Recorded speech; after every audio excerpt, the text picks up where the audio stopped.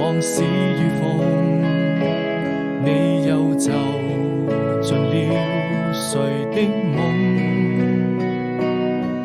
在哪裏才是你心的歸處？往事怎麼能沒有回憶？當碰見的雨落，回憶着你的笑容，不管是什麼言語都不能形容。當抬頭望星空，故鄉的夜太朦朧，依然還是你眼中那片霓虹。